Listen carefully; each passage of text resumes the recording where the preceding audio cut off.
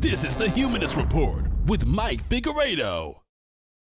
The Humanist Report podcast is funded by viewers like you through Patreon and PayPal. To support the show, visit patreon.com/Humanist Report or become a member at humanistreport.com. Now, enjoy the show. Welcome to the Humanist Report podcast. My name is Mike Figueredo, and this is the 154th edition of the program.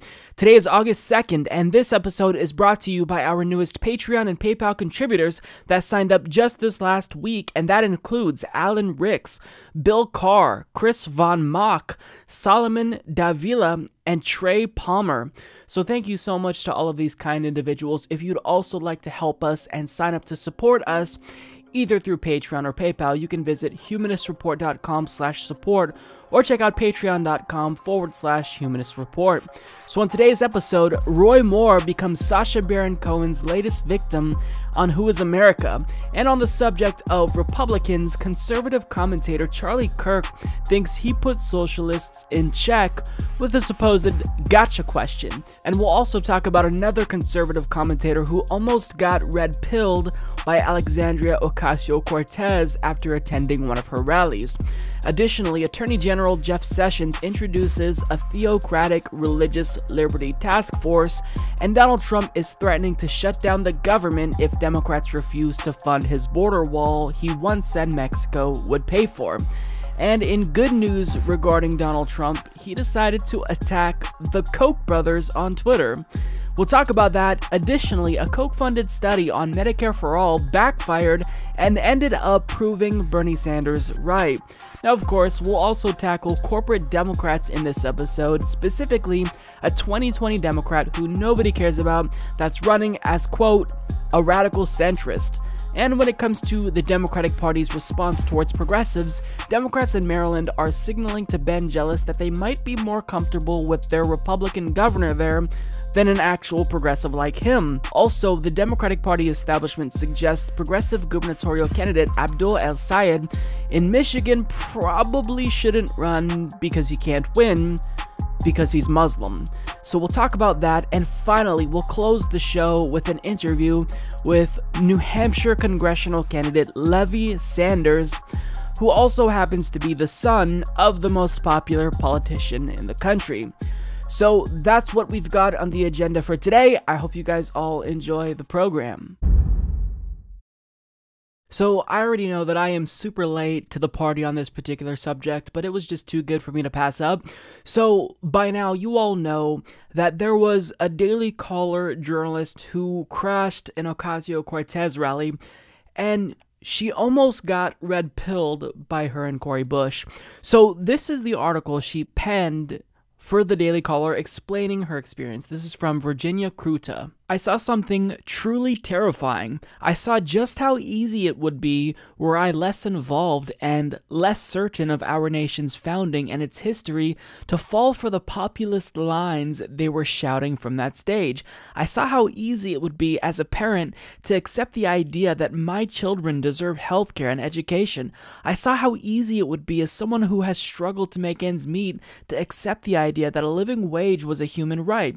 Above all, I saw how easy it would be to accept the notion that it was the government's job to make sure that those things were provided.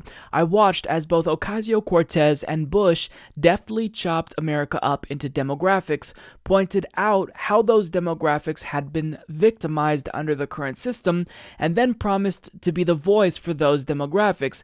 The movement, Ocasio-Cortez shouted, knows no zip code, it knows no state, it knows no race, it knows no gender, it knows no documented status. I left the rally with a photo, in part to remind myself of that time I crashed a rally headlined by a socialist, but also in part to remind myself that there, but for the grace of God, go I. Now, that last little line there, I feel like the only type of person that would write something like that would be someone who literally smells their own farts, who bottles it up and smells their own farts or huffs their farts as it comes out of their assholes. So I want to go back to the bullet points that she posted here because that's essentially the overall takeaways.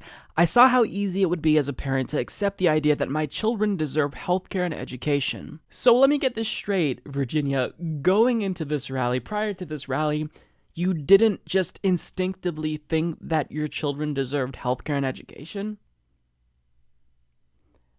I mean, what do you think your tax dollars are for? You just give the money to the government and don't expect anything in return? I mean, and furthermore, people are willing to kill for their children. There's just that evolutionary instinct ingrained in all parents. And she's sitting here, she kind of had this epiphany. I saw how easy it was to accept that my children deserve healthcare and education. It's easy to accept that because your children do deserve healthcare and education. I mean, do progressives actually care more about your children, Virginia, than you do? Because if you don't think your children deserve healthcare and education, I mean, I don't know what to say about you. She also said, I saw how easy it would be as someone who has struggled to make ends meet to accept the idea that a living wage was a human right. So prior to this rally, you were okay with individuals working full-time and not making a living wage? You're basically in support of slavery? I mean, it's not actual slavery, right? But it's wage slavery, where you're working and you can barely survive. I mean, it's absolutely insane. I don't get the mindset of individuals like this who couldn't see previously how these things weren't no-brainers. And it kind of goes to show you how out of touch she really is, because working class Americans, I mean, if you tell them, or ask them rather, if they think their kids deserve healthcare and education, they're going to tell you yes. And they will vociferously debate you if you try to contend that their children don't deserve healthcare and education. And understand that in opposing these types of policies that Cori Bush and Ocasio-Cortez are talking about, conservatives are now literally trying to defend the idea that their own children don't deserve healthcare and education. That's the position that they're in now. God damn it! She said she's against the idea of government guaranteeing and paying for these things. But Virginia, your tax dollars are going to the government and you're not getting anything in return. I mean, don't you think that it's reasonable for you to demand things in return for the tax dollars you're giving to the government? I mean, imagine if you couldn't choose the groceries when you went to the grocery store, and each week you gave a store clerk $200 and they chose the groceries for you, and they just brought out some raisins. They, spent about $10 of your money on raisins, gave that to you, and then they pocketed the rest of the money, gave it to their friends. Wouldn't you be angry with that?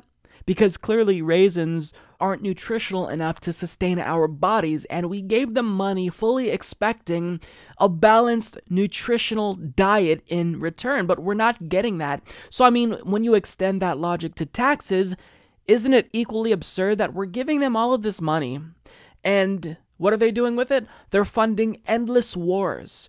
They're giving tax subsidies to big oil. They're giving the rich tax cuts. Aren't you angry with that? I mean, I can't get the logic of individuals who are basically okay with the government fucking them over, taking them money and not giving them anything in return. I mean, that's what the social contract is. You give the government money, and in exchange, they provide you with services for that money. Aren't you angry that you're not getting anything in return for the tax dollars that you're paying? I am. And a lot of working class Americans are, hence the popularity of individuals like Ocasio-Cortez, Bernie Sanders, Kaniela Ng. So she wasn't done talking about this rally just yet, because she did appear on Fox News, and I want to share the clip with you because it gives us a little bit more insight into her thinking. Daily Caller's Virginia Kruta, thank you so much for being with us. And you wrote an op-ed about it. Tell us why you went to her rally. What was the interest? Thanks for having me. Well, I went kind of to see what the fuss was about, really, because, I mean, I've been to conservative rallies before. I've been to a Trump speech. I've been to a Ted Cruz rally when he was running for president. And I just kind of wanted to see, why the message was resonating, because really, the socialist message is gaining steam within the Democrat Party. So based upon what you saw, why are people drawn to this message? Well, I was listening to them talk, to Ocasio-Cortez and also to Cori Bush, who she was stumping for in St. Louis. And they say things, I mean, they talk about things that everybody wants, especially like if you're a parent. They talk about education for your kids, health care for your kids, the things that you want. And, you know, if you're not really paying attention to how they're going to pay for it or, you know, the rest of that, it's easy to fall into that trap and say, my kids deserve this. And, you know, well, maybe the government should be responsible for helping me with that. Mm-hmm. Virginia, as a conservative, when you're sitting in that audience or standing in that audience and you're listening to that message, how did it make you feel? Were you angry? Were you more drawn to that? I was mostly uncomfortable because I was surrounded by a group of people who were talking about how they had gotten involved because they were tired of being angry all the time. And it seems like so much effort to be angry about everything instead of to focus on what you could do to change it. Okay, so I want to read her quote back because I think this is fascinating. They talk about things that everybody wants, especially like if you're a parent, they talk about education for your kids, healthcare for your kids, things that you want. And, you know, if you're not really paying attention to how they're going to pay for it or the rest of that, it's easy to fall into that trap and say, my kids deserve this. And, you know, well, maybe the government should be responsible for helping me with that. If I saw my mom talking about how she didn't think I deserved healthcare and education, my response would be, fuck you, Mom. Because, I mean, what parent doesn't think that their children deserve healthcare and an education? I honestly, I was flabbergasted when I saw this, and I still can't really collect my thoughts because I was just taken aback by how out of touch people like her are. They're willing to deny healthcare and education to their own children if it means they get to, you know, live in this conservative bubble where the government takes your money and gives you nothing in return for it.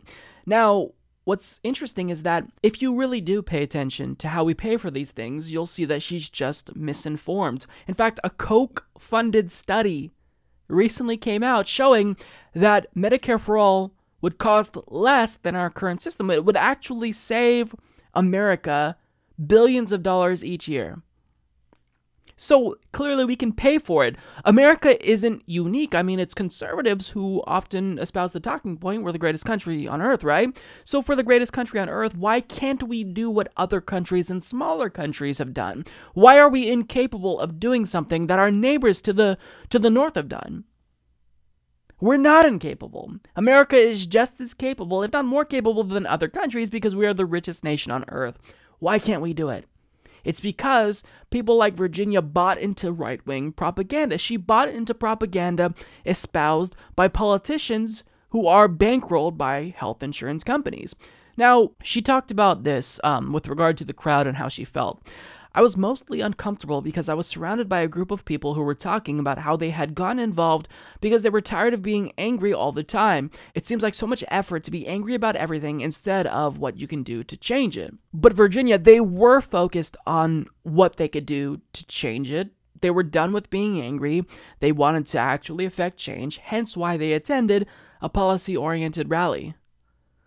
I mean, it just feels like she's trying to be intellectually obtuse and not see where they're coming from. Now, with that being said, I will give her credit for kind of putting herself out there and really trying to open herself up to new ideas, because I think that that's really important. I think that a lot of us, you know, given the current climate of hyperpolarization, we tend to box ourselves in our left or right wing echo chambers, and we never escape it. So I am actually, I want to give her credit where it's due for actually trying to hear out Alexandria Ocasio-Cortez and trying to hear the argument of her opponents.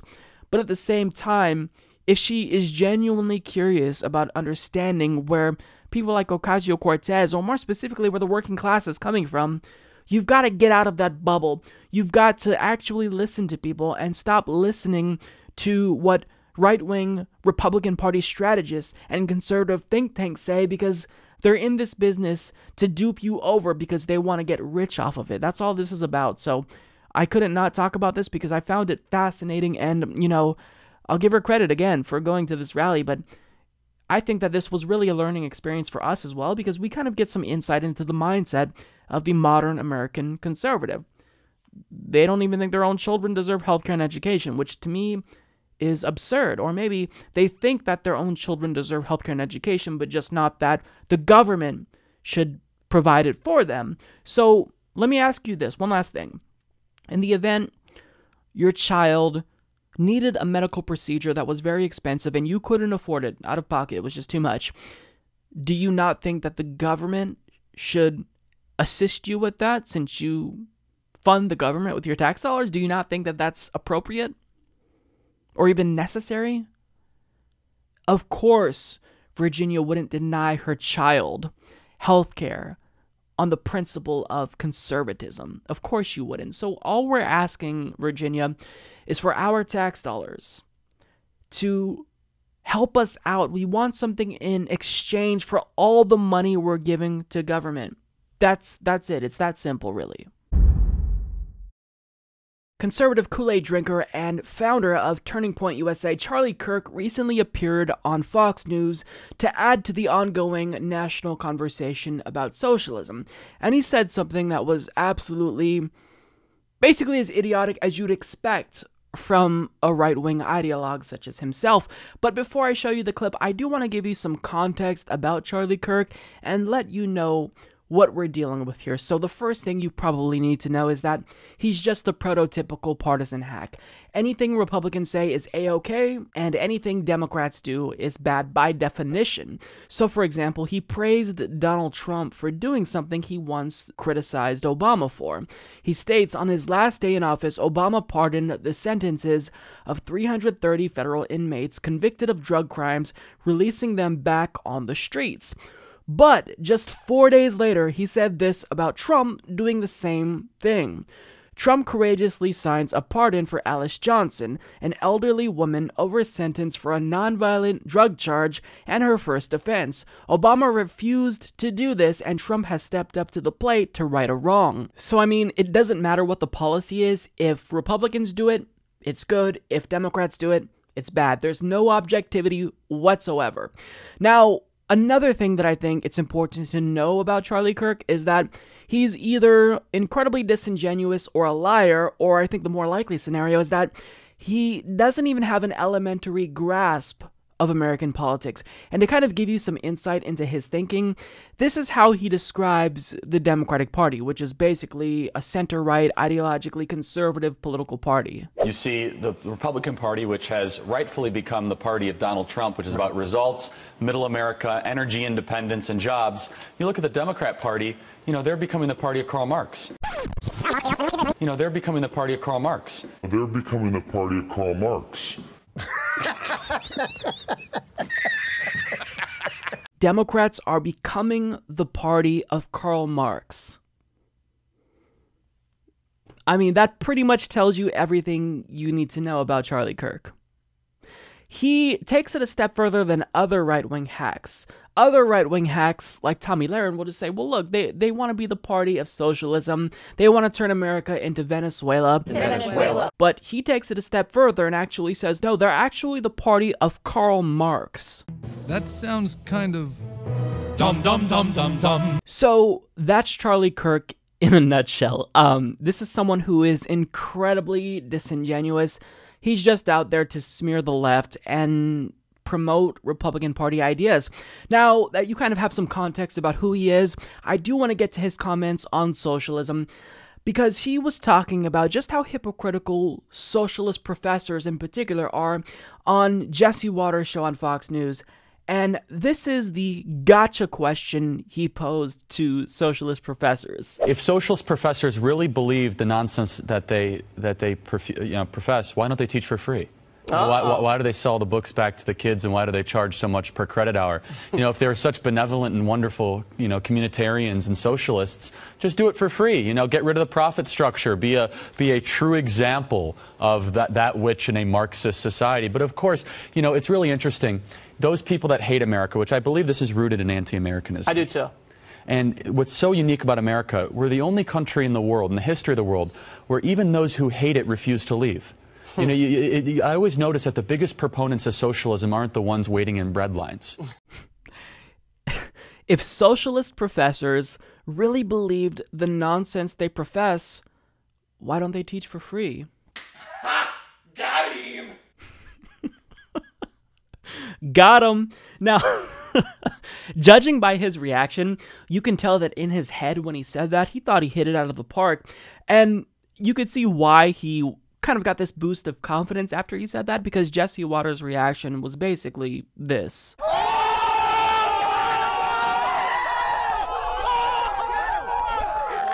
But in actuality, logical and rational thinking individuals who are actually educated about social democracy reacted in this way.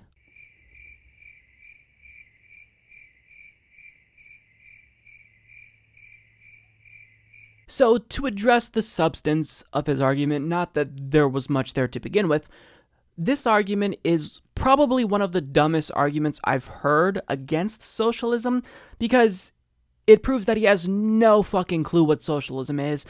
Think about this. Individuals who are social democratic, who are progressive, they're not basically saying, take all of my money, I just want to live off the state, I want to suck off the state's teat. That's not what they're saying. They're essentially saying this: look, we're going to pay a certain percentage of our tax dollars every single year to the federal government, to state governments, so all we're asking in return is some benefits. It's called public goods. I mean, the state does things with our tax dollars. They create roads. They build bridges. There's a military to defend us from attacks, or in our case, to attack other countries offensively. But for the most part, that's part of the state. That's the state's responsibility, is to have a military, to do certain things that we pay them to do with our tax dollars. And what we're saying is that our tax dollars aren't benefiting us. You're taking our money and you're funneling it to the military-industrial complex. You're subsidizing big oil,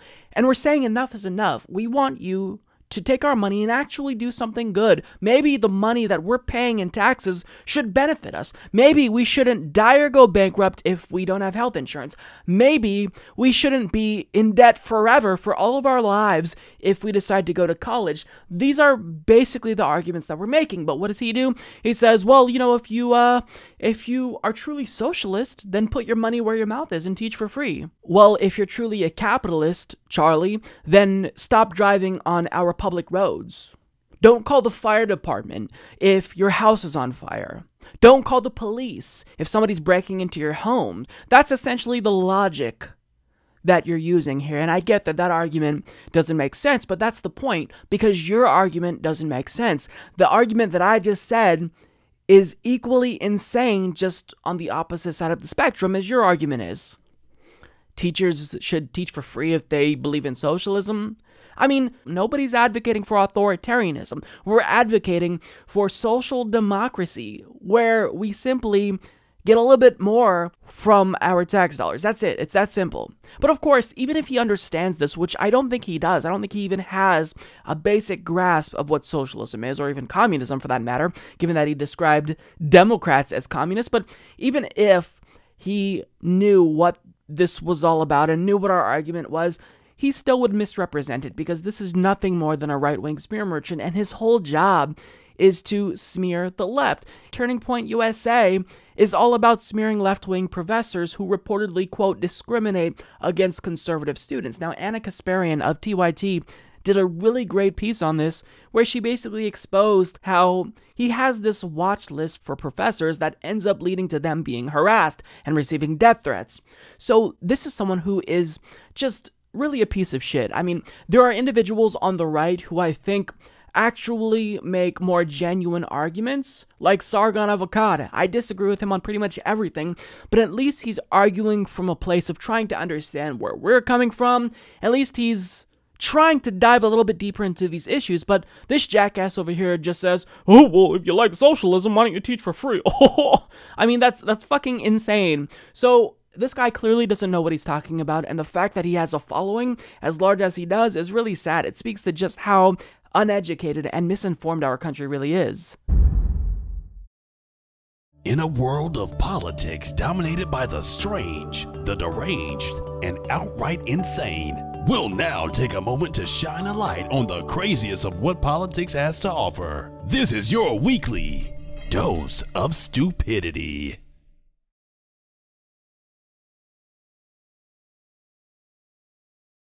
I learned this with Pizzagate and stuff.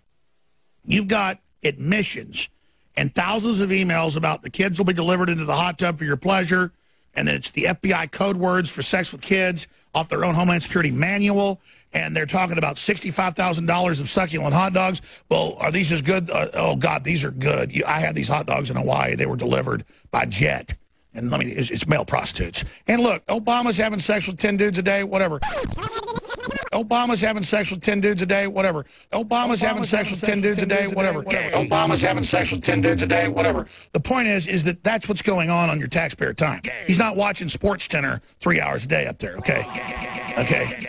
And the report is, he's got, well, I'm not going to get into it on Family Show.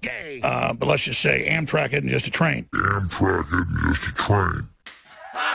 Got him. Gay, gay, gay, gay, gay, gay, gay, gay. I just want to finish by saying your reputation's amazing. I will not let you down. You will be very, very impressed, I hope. You're so dumb. You are really dumb. For real. Stupidity.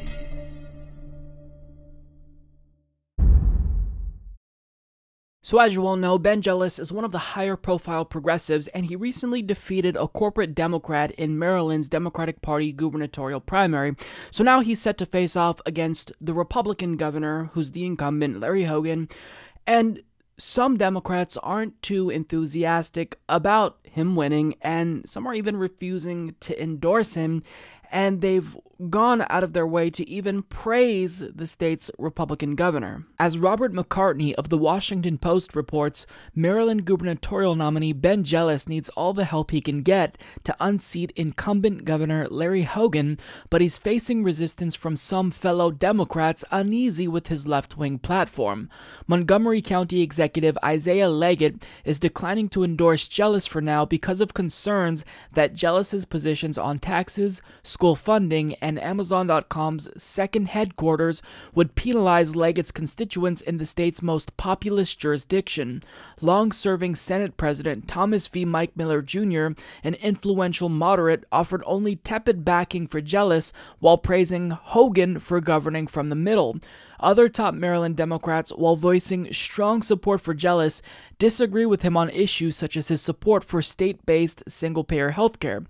They include U.S. Senator Benjamin Cardin, Representative Dutch Ruppersberger, and House Speaker Michael E. Bush, all of whom say they favor the goal of universal healthcare but question whether Maryland can afford it. Now, some party leaders are urging Jealous to soften his stances to improve his chances of beating Hogan, who enjoys high ratings in opinion polls. In addition to supporting Medicare for all, Jealous favors debt-free college, a 29% increase in teachers' pay, shrinking the prison population, and legalizing marijuana.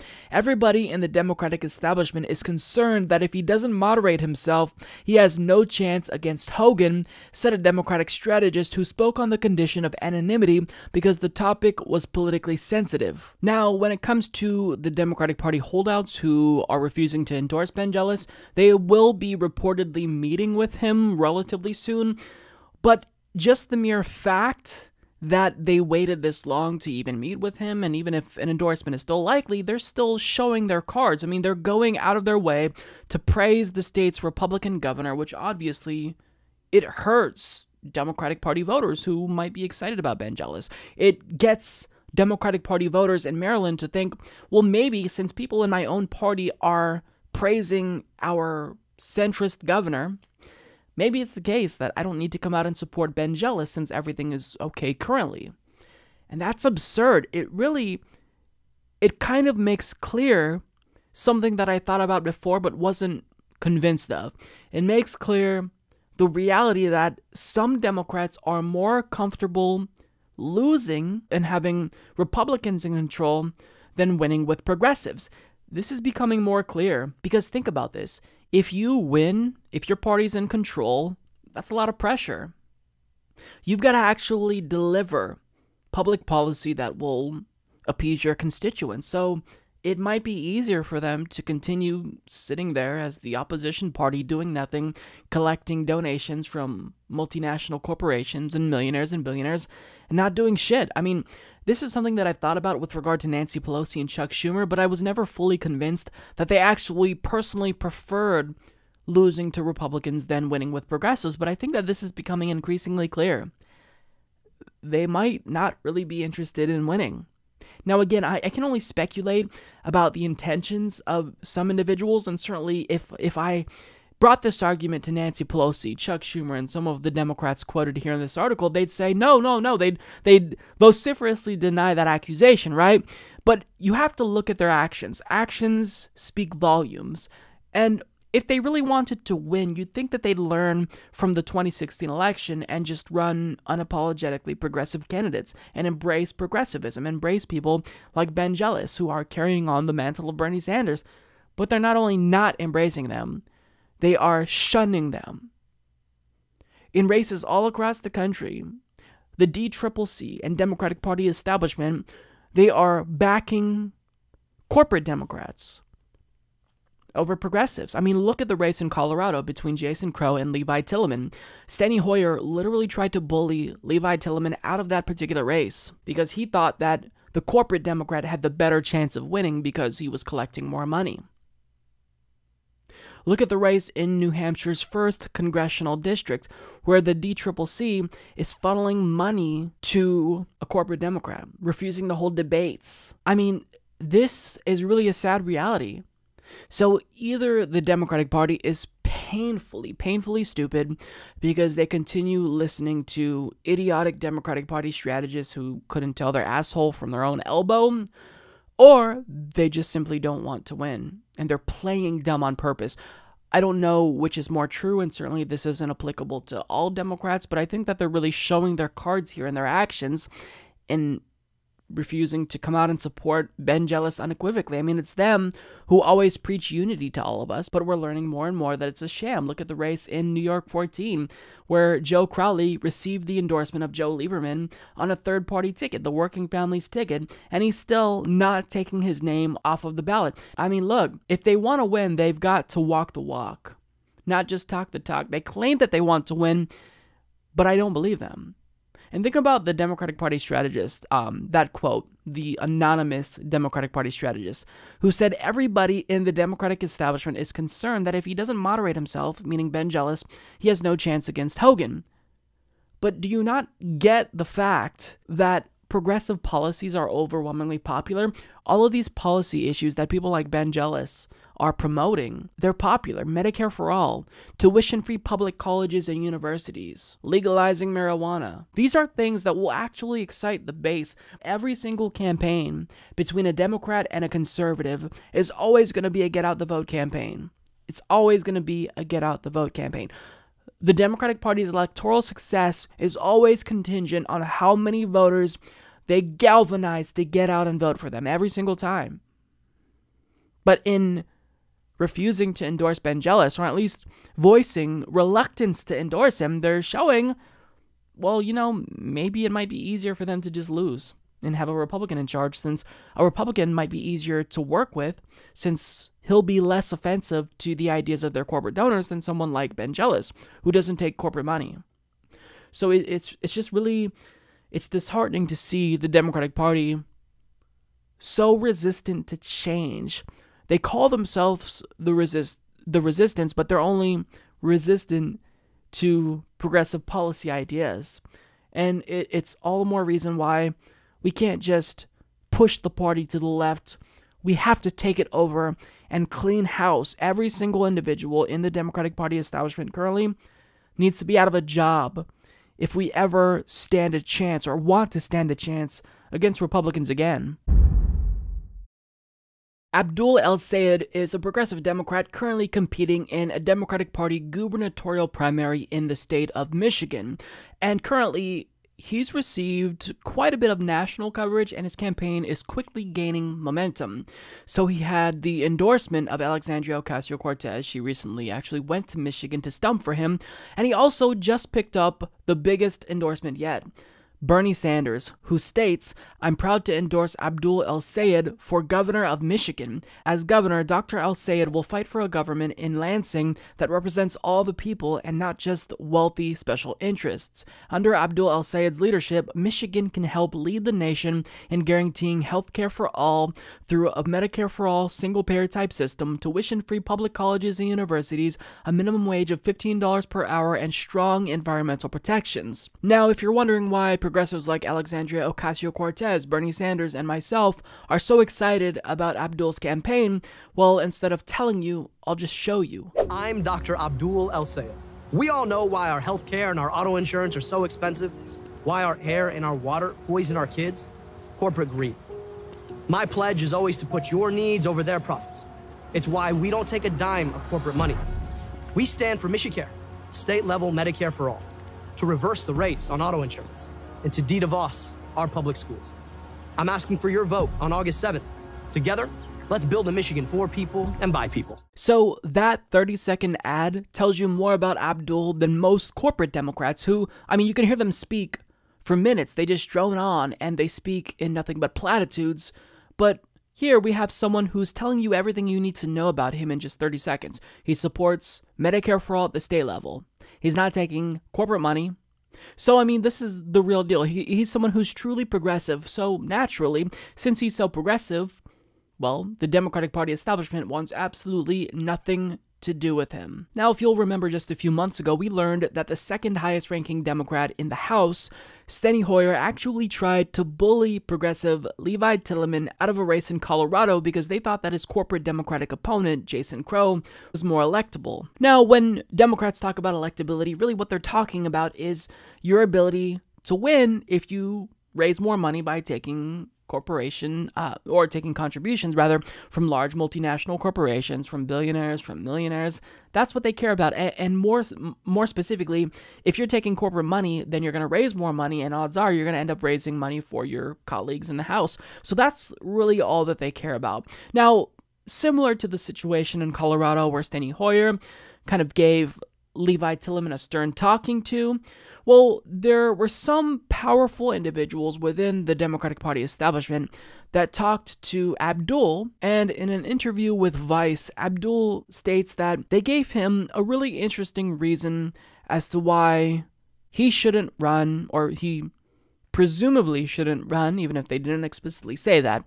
Here's what he said they told him. You can imagine these folks in power being like, oh, no, this can't work. But he's brown and Muslim. He can't win. So you think it's really because they think you're unelectable? I literally had, we'll just say, very powerful people who call a lot of shots in the party, sit me down and say, we think you're great. You're just, it's not that we're racist. It's just that we think people outside of Southeast Michigan are racist, and so you can't win. See? Makes sense. And they're like, no, not how it works. Thank you. And if you think I'm ever going to stop, you got the wrong guy. Now, I'm glad that, that clearly didn't get Abdul down. I feel like if somebody told me that, I would be pretty discouraged, just because, I mean, if you're running in this party who claims to be egalitarian and progressive, you wouldn't expect them to say something like that to you. But the fact that they said it is still a really big deal. This is disgusting. Think about this. For a party that champions diversity and claims that their diversity is their biggest strength, well, they're not so subtly suggesting that maybe Abdul shouldn't be running here. Maybe he should drop out and let his corporate Democratic opponent win, because he can't win, because he's brown and he's Muslim. And again, it's not that we're racist. We'd vote for you, Abdul. But it's just that we think that voters are racist, so we can't run people who are Muslim, who are black, who are gay, because, voters might not go for that. First of all, voters opted for Barack Obama in 2008. He won Michigan, a state that Abdul is running in. But furthermore, if you are willing to cater to the tribalism of the voting electorate, then you're no better than them. Now, of course, I don't know how this conversation went, but essentially, from what I gathered, the overall implication there was they're trying to nudge him in that direction, drop a couple of hints. Hey, Abdul, look, you're not going to win. Take it from us. We know what we're talking about. You're not going to win because you're a Muslim. It's that simple. So, we have this great corporate Democrat. Her name is Gretchen. Maybe you should just drop out and endorse her, get all that progressive momentum behind you, behind her. That would really help us out. Thanks. Thanks a lot, Abdul. Can you please do that for us? But what's interesting is that Abdul, he hasn't made this race about his identity at all. He's stayed glued to the policies. He hasn't gone out there saying, I'm a Muslim, vote for me if you favor diversity. He's just talked about the issues affecting people in Michigan. But Democrats, even if they're not technically Islamophobic or racist themselves, this proves that they're willing to resort to racism to suppress progressives. They're willing to stoop lower than they've ever stooped before in order to suppress progressive momentum. So when it's politically expedient for them, they'll accuse progressives of being racist, sexist, Bernie bros, or they might just be racist or Islamophobic themselves, whatever will suit them better in the particular political race. It really all depends on the strategy that will be most effective at marginalizing progressive voices. That's what this is about. But the fact that they were willing to make that suggestion to Abdul, it's downright fucking disgusting. It really is. It's like me saying, hey, look, I'm not racist, but I don't want my neighbors to be black because there's a lot of people in the neighborhood who are racist and probably wouldn't be down for them, and I'm just looking out for them. That's essentially the argument that you're making. And they don't even care how it comes across. They don't even care if they are bending over backwards to appease racists. And really, I don't necessarily believe that they don't like Abdul because they're Islamophobic. I think that they don't like Abdul because he doesn't take corporate cash. And if he gets elected, then that's not going to be great for the Democratic Party's corporate donors, for their donors in the health insurance industry. So, look, if you were wondering how low the Democratic Party would go, they've gotten even lower. It's a new low for them, really. So if you don't support a candidate who is a woman of color, or a Muslim, you're a bigot. But if you do support a candidate who is a Muslim or a woman or gay, well, then you're making it more likely that a Republican will win because, Americans are just too racist to accept this level of diversity, even if Obama was a two-term president. This is something that usually I would be angered by something like this, but it was just really disheartening because I'm not surprised with the dirty tactics that the Democratic Party establishment will use against progressives, but this is really just, to resort to Islamophobia to try to stifle Abdul's campaign.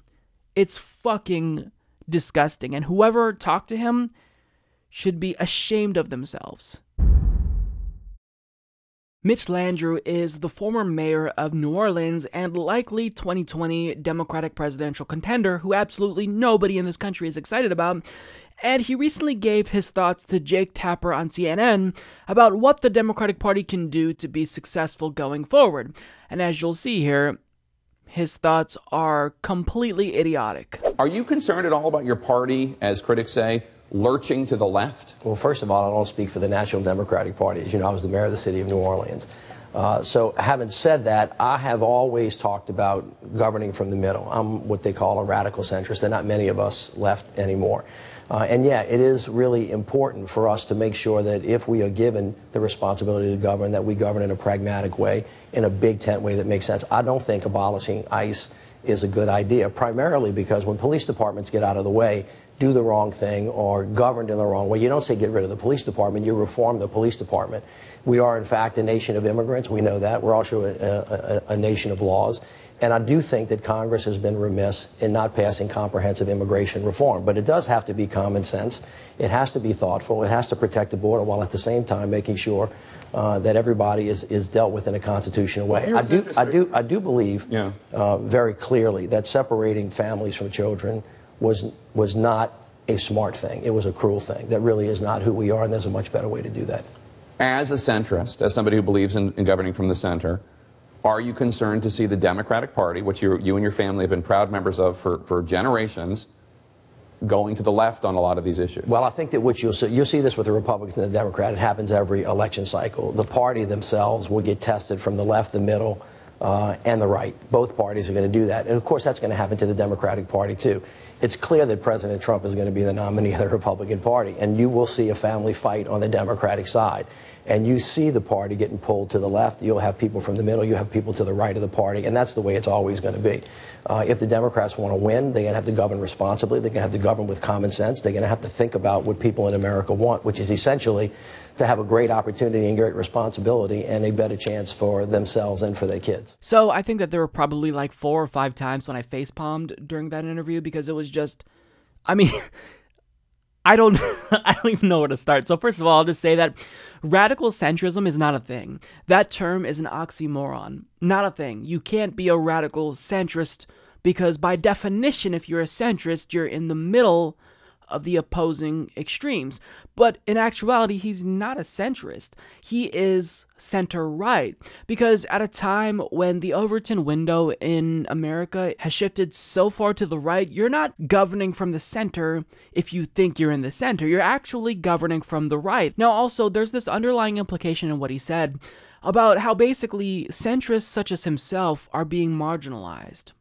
Because, you know, I'm a radical centrist and there's just not much of us left. But as you can see from this thumbnail here, this is a photo of him attending the Third Way Democrat conference called Opportunity 2020, where a bunch of Democratic Party elites and fundraisers and donors all got together for one giant circle jerk to talk about how they can defeat progressivism and more specifically Bernie Sanders in 2020. So the mere fact that there's enough of you for this type of convention proves you wrong, but also look at the Democratic Party. They're a center-right, if not conservative party. You have individuals like Joe Manchin who basically side with Republicans more so than Democrats. You have individuals who are in control in party leadership, Nancy Pelosi, Chuck Schumer, who are the definition of center-right politicians. Chuck Schumer even opposed President Obama's Iran deal. Nancy Pelosi won't support Medicare for all, and she calls herself a progressive. So to claim that these centrist voices are becoming more and more marginalized, that's just fundamentally untrue. Now, I do want to give you some additional context because he was talking about ICE. He made the reference to ICE, and this was because when Jake Tapper was framing the question, he was going to ask him about the Democratic Party moving to the left, seemingly moving to the left according to Jake Tapper, which is not true, but he was basically bringing up how individuals were getting more vocal about wanting to abolish ICE.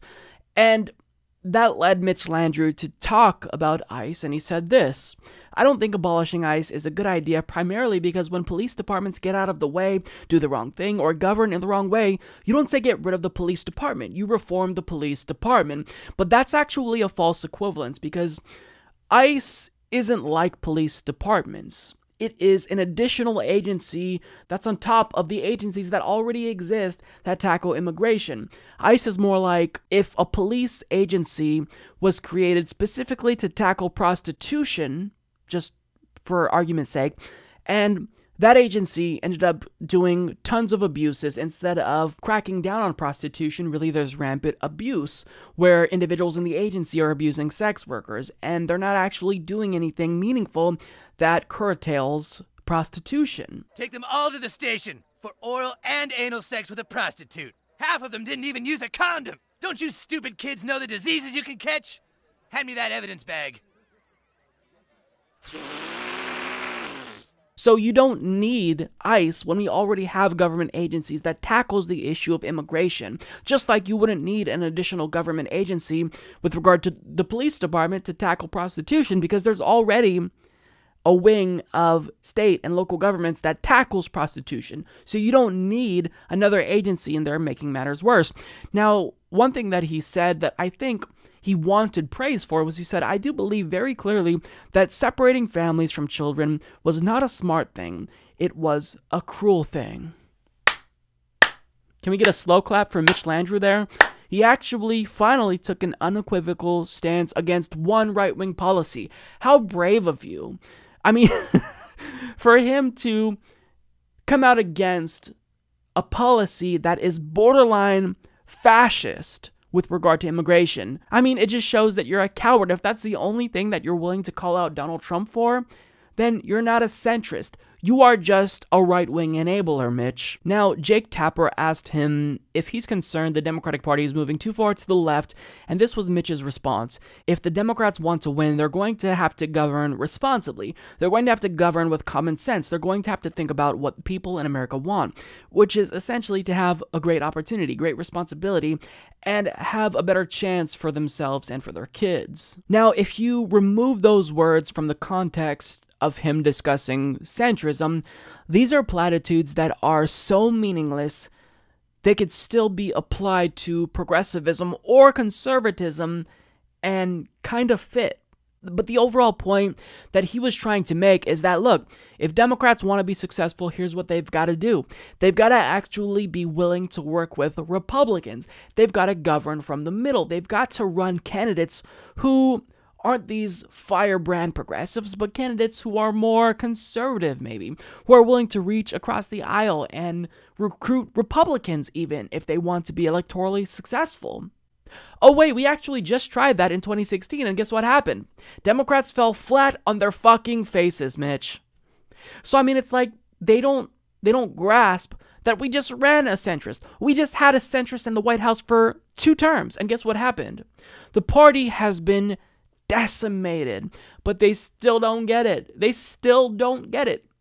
And it's mind-boggling to me. These are people who want to run for president, and they know nothing about politics. They're so detached from the struggle of working-class Americans that they actually think that we want more centrism. No, we don't want centrism, because if you're in the center of a political system with an Overton window shifted far to the right, then you're just conceding to Republicans. And furthermore, even if the goal was centrist policies, you don't start negotiation by already conceding. You start from the left, so you end up in the center. But they don't get it. Basic concepts with regard to governing go straight over their heads. So, I mean, I can't wait to see Mitch Landrieu run, because if he honestly thinks he's going to excite anyone with this milquetoast brand of neoliberalism that might even be more milquetoast than what we've seen previously from Democrats, he's in for a rude awakening. A new study on Medicare for All conducted by George Mason University's Mercatus Center, which was presumably supposed to initially be a hit piece on Medicare for All, ended up inadvertently proving our point for us. So according to Addie Barrett of Think Progress, a single-payer Medicare for All system would reduce the amount the U.S. spends on healthcare by more than $2 trillion, a Koch brothers-funded study released Monday found. Research by the Mercatus Center at George Mason University, a libertarian think tank backed by the Koch brothers, projected that the Medicare for All plan, championed by Senator Bernie Sanders, would cost the government $32.6 trillion over 10 years. The highly critical report found that even doubling all federal, individual, and corporate income taxes would not cover the costs of Sanders' Medicare for All plan. The study did conclude, however, that Medicare for All would result in significant savings for the government because of lower prescription drug costs, saving $846 billion over the next decade. Streamlined administrative costs under the plan would save another $1.6 trillion, the researchers at the Mercatus Center found. When we talk about a Medicare for All system, it's important to discuss the costs in the context of what the U.S. already spends on healthcare. As of 2016, national health expenditures, which includes federal spending, state Medicaid programs, and private employer healthcare spending, totaled $3.3 trillion per year, according to the Centers for Medicare and Medicaid Services.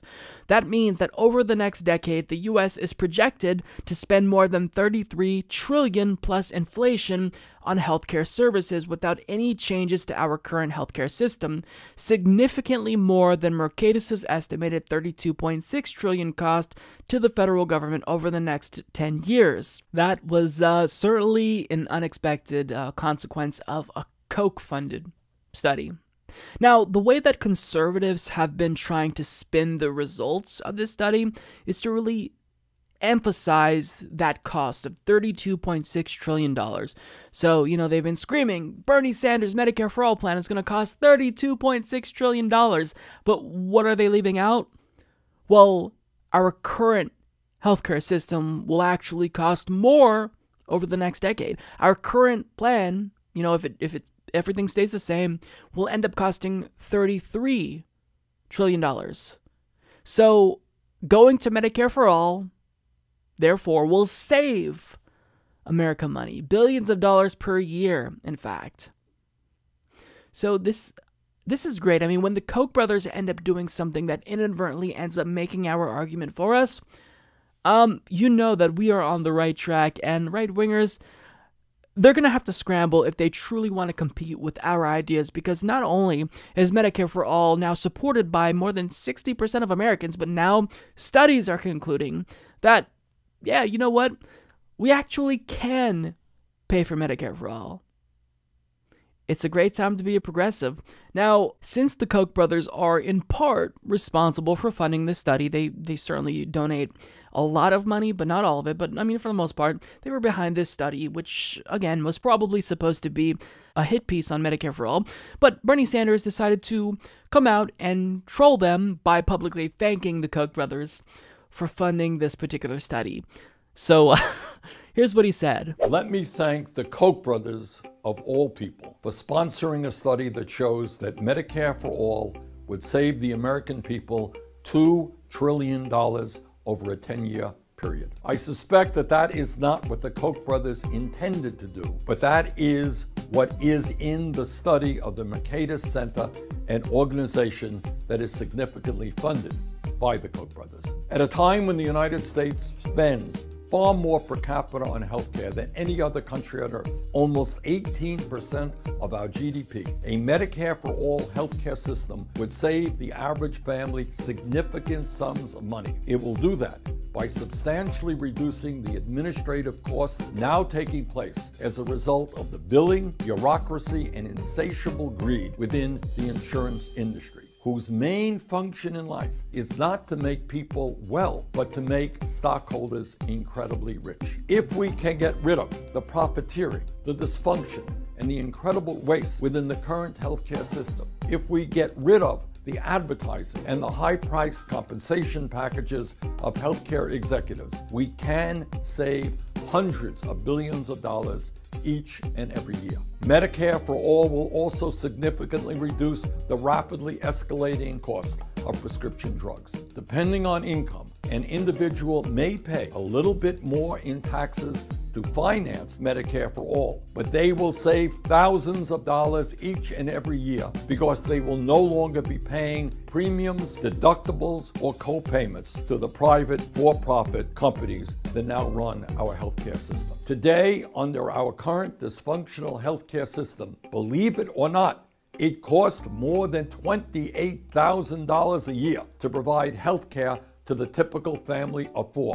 Those costs will go down, not up, under a Medicare for All system. Here is the bottom line. If every major country on earth can guarantee health care to all and achieve better health care outcomes while spending substantially less per capita than we do, please do not tell me that the United States of America cannot do the same. Needless to say, there is huge opposition to this legislation from the powerful special interests that profit from the current wasteful healthcare system we have today. The insurance companies, the drug companies, Wall Street, and the Koch brothers are devoting a lot of money to lobbying, campaign contributions, and television ads to defeat this proposal. But they are on the wrong side of history. Guaranteeing health care as a right is important to the American people, not just from a moral and financial perspective. It also happens to be what the majority of the American people want. In the last poll that I saw, 63% of Americans now support moving to a Medicare for all system. The time is long overdue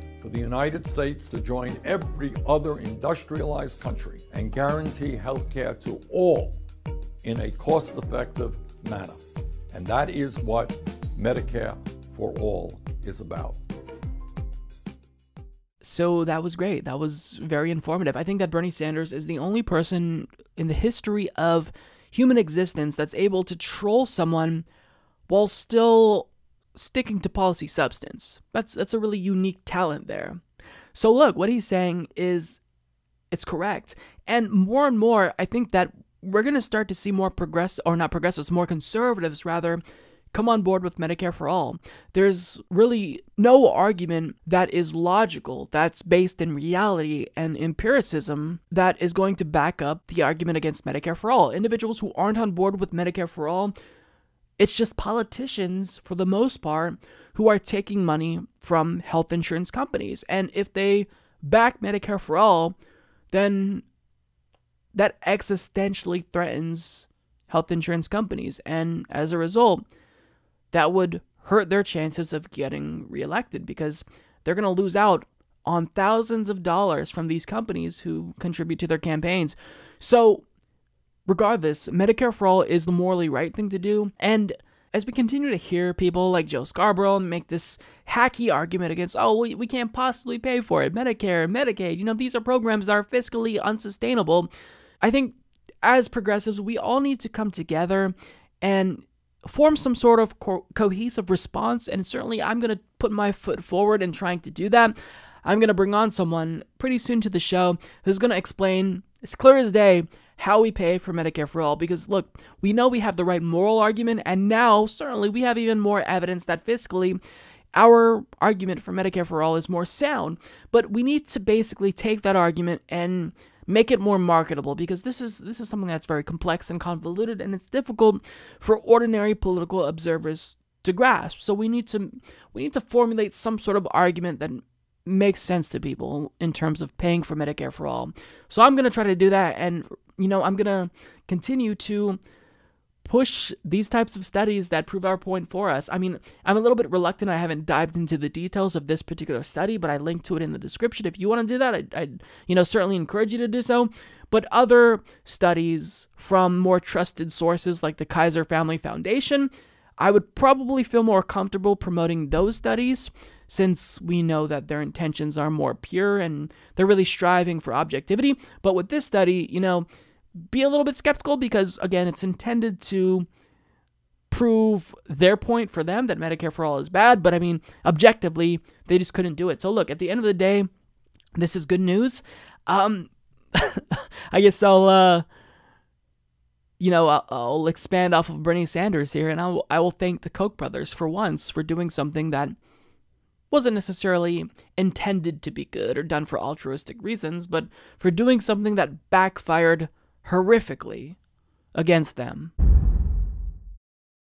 So every week on Sacha Baron Cohen's Who is America on Showtime, he always manages to dupe politicians into saying something completely absurd, and certainly this episode was no exception. He got Trump supporters to agree to doing things that were, we'll just say, peculiar. So I won't spoil the entire episode for you, but I think that the most newsworthy clip that came out of the program this week had to be just some good old-fashioned trolling. And this week, his latest victim was this dipshit, Roy Moore. And as you'll recall, Roy Moore is a failed Alabamian politician and accused pedophile. Now, he was talking to Sacha Baron Cohen's Israeli military character about why Alabama is a state that's an unequivocal supporter of the state of Israel. And Cohen told him about innovative new technology that's coming out of Israel, and one piece of said technology was a wand that is able to detect a particular enzyme found only in perverts. So you kind of see where this is going. Now, Cohen's character explained how this device was used to protect children from perverts, and this is what happened next. Simple to use, you just switch it on, and because neither of us are sex offenders, then it makes absolutely nothing. You just put it on, you put it nearby. Wait, this is obviously a problem. Hold on. Hold on. It must be faulty. Sorry, is this your jacket? Yes. Did you lend the jacket to somebody else, maybe? No. I've been married for 33. Sure. And never had an accusation of such things. I am not accusing you at all. This is well, not... then, if this is an instrument, certainly I'm not a pedophile, okay? No, but the machine is... Well, I don't know. Maybe Israeli technology hasn't developed properly. This is 99.8% accurate. Well, it is not saying that you are a pedophile, of course not. I am simply cutting this conversation right now. No, Thank you. This is quickly becoming my favorite show on television just because for someone as disgusting, both politically and personally, as Roy Moore, to see him trolled in just a genius way like that, it honestly warmed my heart. So, I don't really have much to say about this particular clip. I honestly just wanted to show it to you because I like shitting on Roy Moore. I think he's one of the more disgusting examples of Republican Party extremism and just, how far the party has fallen as a whole. Now, what's interesting is that Roy Moore was very defensive for obvious reasons. He said that he's never been accused. He's been married for 33 years. But you have been accused, not just by one individual or two individuals, but by multiple individuals who said you preyed on them when they were as young as the age of 14, which is absolutely just disgusting and perverted.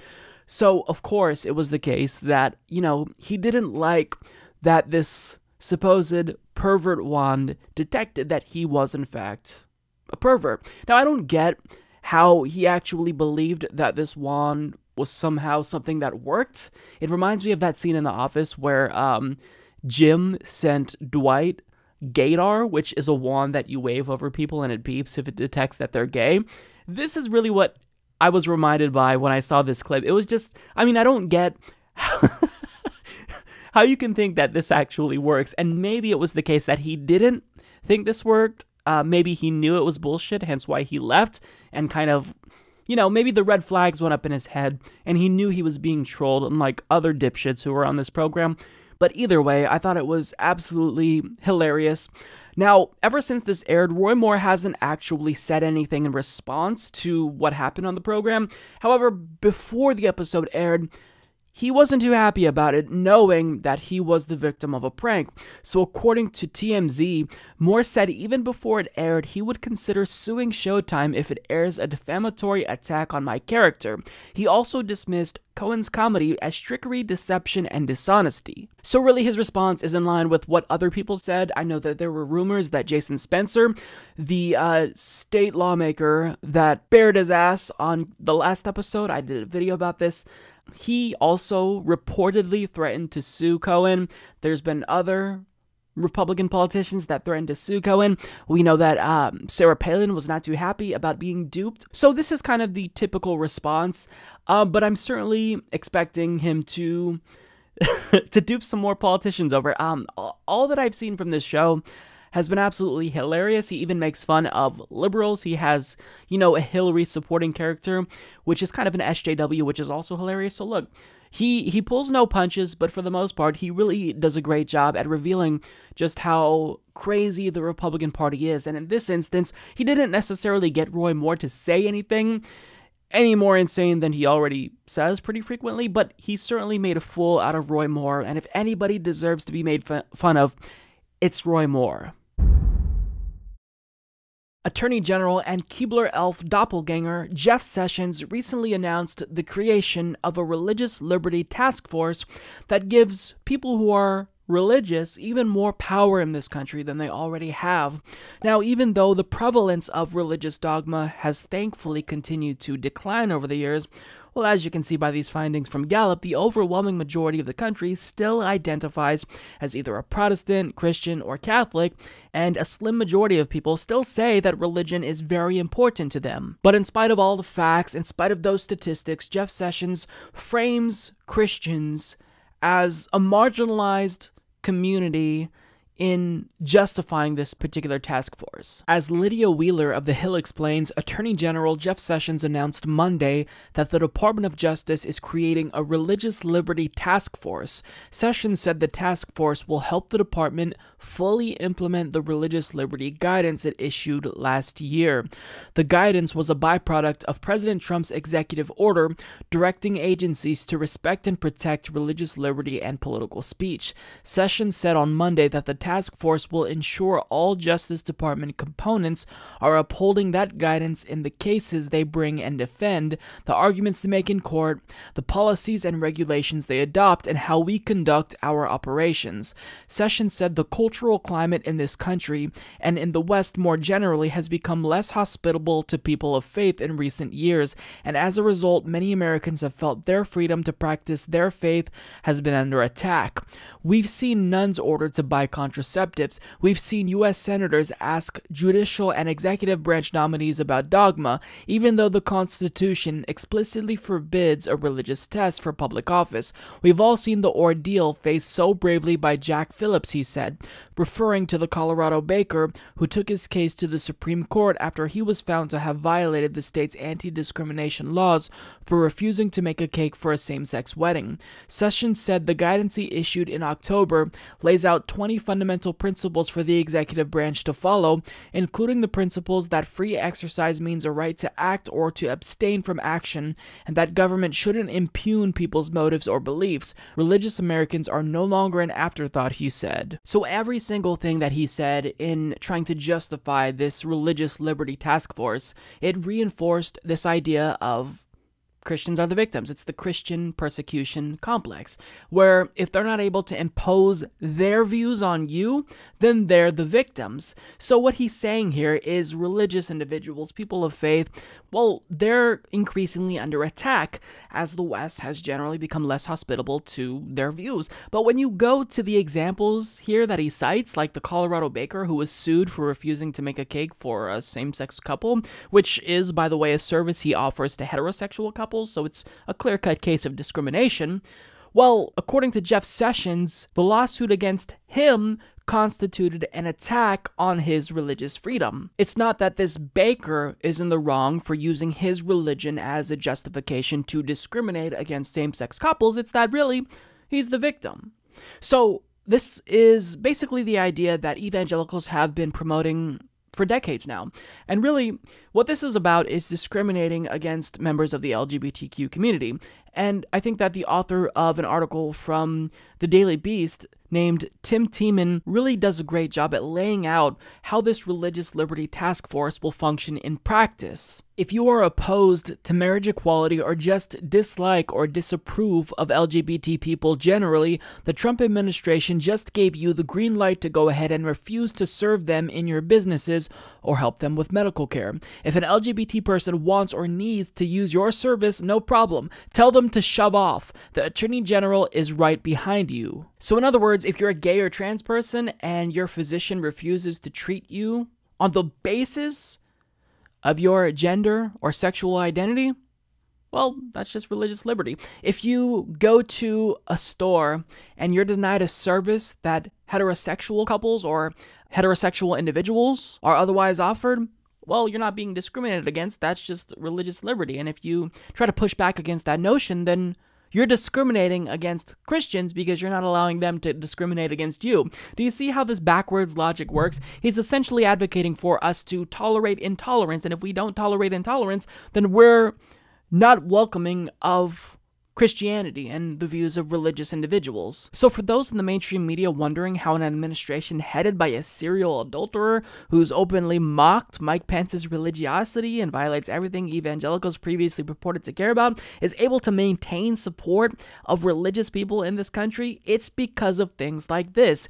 He's given them an abundance of policy concessions, and this is why evangelicals support Donald Trump. This is why they are one of the most loyal, voting blocks in this country with regard to this administration. It's because of things like this. He's the individual in this country that has been maybe even more successful than George W. Bush at actually carrying out policies that appease Christian fundamentalists. And Donald Trump might actually get what evangelicals have wanted for a really long time, the overturning of Roe v. Wade with the Supreme Court appointment of Brett Kavanaugh. So that's why they love him, and they're never going to leave his side. But I mean, in spite of all of this, his supporters will still claim, his diehards really will claim, that he can't possibly be an enemy of LGBTQ people because he once held up an LGBT flag. So that automatically makes him an ally. Well, you could put lipstick on a pig, and guess what?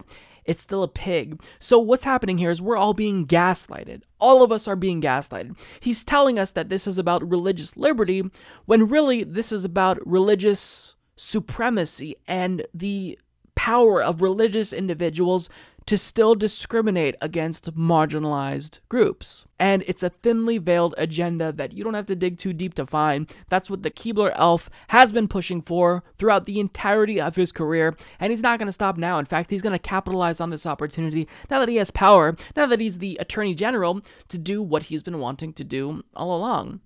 Make America the Christian equivalent of Saudi Arabia. So we might actually be living in the Twilight Zone, because I woke up, checked Twitter, and I found a tweet from Donald Trump, and I can't believe I'm going to say this, that actually kind of warmed my cynical liberal heart. He went after the Koch brothers, and he went after them kind of hard. So he states, the globalist Koch brothers, who have become a total joke in real Republican circles, are against strong borders and powerful trade. I never sought their support because I don't need their money or bad ideas. They love my tax and regulation cuts, judicial picks, and more. I made them richer.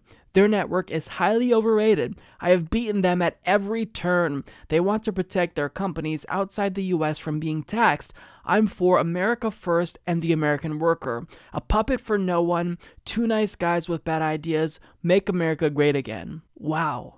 Now, would I have preferred for him to attack the Koch brothers from the left rather than attacking them from the right? Sure, but, I'm a reasonable guy. I'll take any attack on the Koch brothers. So this was seemingly out of nowhere, because if he was going to attack anybody, I wouldn't have expected him to attack the Koch brothers in such a direct way, really name-dropping them, because what he's doing here is he's kind of biting the hands that feed the Republican Party.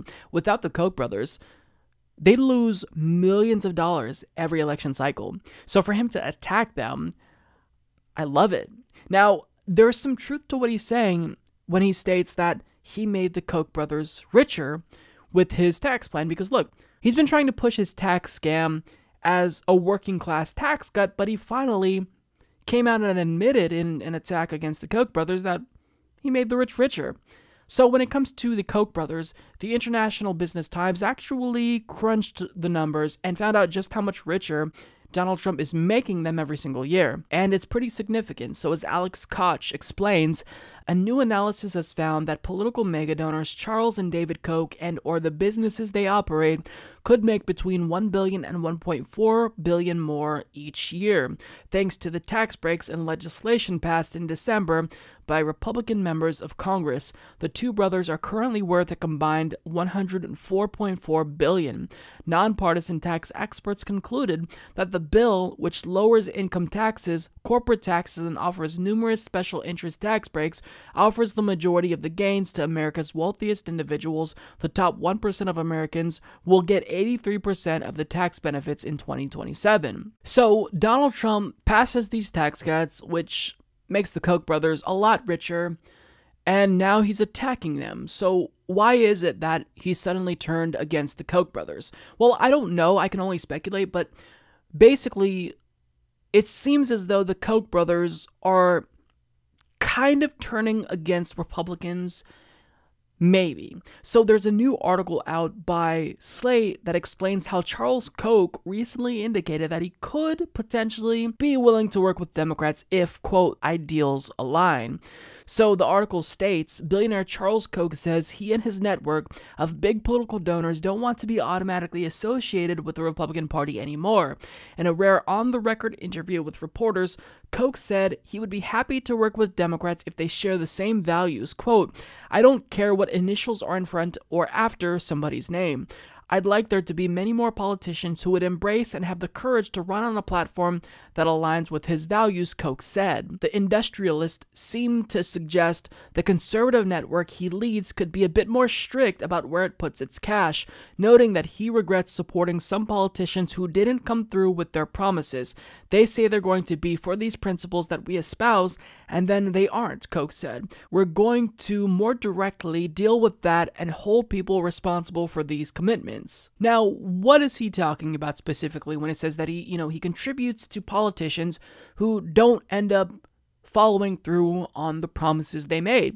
Well, recently, there was an article that came out in the Wall Street Journal that states Koch network criticizes Trump trade policy at donor meeting. Charles Koch warns against protectionism in video shown at 3-day gathering in Colorado Springs. So we're kind of getting a little bit closer as to what might be fueling Donald Trump's sudden, hatred, you could say, of the Koch brothers. Certainly, he doesn't like being criticized by the Koch brothers, but think about really how nervy the Koch brothers are. He, at least Charles Koch, anyways, is saying he might be willing to buy off Democratic Party politicians if their ideals align. Now, what's he saying here? He's saying, if you can make me some promises and actually give me policy concessions, then I'd be willing to donate to you instead of Republicans. So if the Koch brothers are vocalizing their disagreements with Donald Trump's administration and also considering openly switching teams here, then Donald Trump probably doesn't like that. So he decided to lash out against them on Twitter. Now, here's what I'm curious about. How will Democrats respond to Charles Koch's offer? Are they going to basically tell the Kochs to take that money and shove it up their asses? Or will they welcome the Koch brothers with open arms and say, well, welcome Charles and David, you're now part of the resistance? It wouldn't surprise me if Democrats did, in fact, embrace the Koch brothers, because that's how far they've fallen, and they know that they need money to defeat Republicans, so this is one of many avenues they can take to actually potentially win back Congress and beat Donald Trump. But really, what they don't realize is that if they did embrace the Koch brothers, I'm not saying that they will, I wouldn't be surprised if they did, but if they become even more corrupt and beholden to corporate interests and the millionaire and billionaire class, that's going to hurt their chances. Because working class voters, who you're supposed to be looking out for, Democrats, they're not going to come out and vote for you if you're doing the bidding of someone like the Koch brothers, Charles and David Koch. Get the fuck out of here. But getting back to the original point of this segment, Donald Trump's attack on the Koch brothers, it made me very happy to see that. Because if anybody needs to be called out, it's the Koch brothers. They've gotten away with buying off politicians, funneling millions of dollars into all of our elections, and it's unacceptable. No millionaire or billionaire should be buying off politicians, but they've basically made this an art, and they've gotten so many policy concessions that spending millions of dollars, it's just the drop in the bucket to them, because they end up getting that money back in the form of policy concessions. They end up making more money in return. That donation to politicians is an investment, and they absolutely are seeing huge returns, which is why they continue to buy politicians. So I like that Donald Trump is doing something that will create a wedge between the Republican Party and the Koch brothers. I wish that he would be more critical of individuals like Sheldon Adelson. I would love to see an attack on Sheldon soon. But really, I don't want Trump's attack on the Koch brothers to drive them to the Democratic Party. I want his attack on the Koch brothers to drive them the fuck out of politics altogether. So, it's been a while since Donald Trump has said anything that even made me slightly satisfied. But when I saw this, I'm not going to lie, there's a pretty big smile on my face, because these are really egregious individuals. And even if Donald Trump is also a political goon himself to see these assholes all turn on each other. I fucking love it. So, I know that this might be a little bit difficult to believe, but there was once a time when Donald Trump claimed that it would be Mexico who'd pay for the wall that he wants to build on our southern border. Now, if you don't remember, let me refresh your memory. I would build a great wall, and nobody builds walls better than me, believe me. And I'll build them very inexpensively. I will build a great, great wall on our southern border, and I will have Mexico pay for that wall. Mark my words. Those were the good old days, weren't they? So, of course, now that he's president, that is a position that's untenable. So if he really wants the border wall, which I'm assuming he obviously does, right? Because this was his #1 campaign promise. So you've got to try to deliver if you want to be reelected in 2020. So what he's trying to do now is find someone to fund the border wall, and that someone is you. He wants your tax dollars to fund it, since obviously Mexico isn't going to pay for this. Now, what's interesting is that he's proving how far he'll go to guarantee funding for his border wall. So he tweeted, "I would be willing to shut down government if the Democrats do not give us the votes for border security, which includes the wall, must get rid of lottery, catch and release, etc., and finally go to system of immigration based on merit. We need great people coming into our country." Now, knowing that shutting down the government right before the midterm elections in November would basically be political suicide for Republicans, this was essentially their response. What the hell did you just say? So clearly, they're not in favor of shutting down the government to fund Donald Trump's border wall, and they spoke out against the idea of shutting down the government pretty vocally. But since they were so vocal and communicating to President Donald Trump that this isn't something that he wants to be pushing for, because certainly it wouldn't help the cause of helping Republicans maintain control of Congress, well, clearly Donald Trump decided to back off of this plan to shut down the government. I'm just kidding. If we don't get border security, after many, many years of talk within the United States, I would have no problem doing a shutdown. It's time we had proper border security. We're the laughing stock of the world. We have the worst immigration laws anywhere in the world. Of course he doubled down. This is what I really like. Donald Trump is someone who puts his foot in his mouth at least twice a day on certain issues. He always speaks, he talks and talks and talks and talks, and really, it would behoove him to just stop talking and listen once in a while. But he can't help himself. He's got to continue to say just what he feels instinctively. Now, my question to Donald Trump, since he's now seeking out funding for his border wall, is how are we going to pay for it? I mean, we have a deficit that is exploding because of Donald Trump's tax cuts for the rich. The country is in debt. And you think we can afford this border wall? How are we going to pay for this, Donald Trump? I mean, they ask us this question whenever we talk about policies like Medicare for All. So prove to us that you think it's a good idea that we spend a dime on something that will basically be symbolic and make you and your supporters feel better, won't do anything to solve the immigration crisis this country faces, but it would make you feel better. So explain to us why us spending another penny on this while people are dying and going bankrupt due to a lack of health insurance, while people are working longer hours for lower wages. Explain to me why you think that's more important than the well-being of American citizens. Explain that to us, Donald Trump.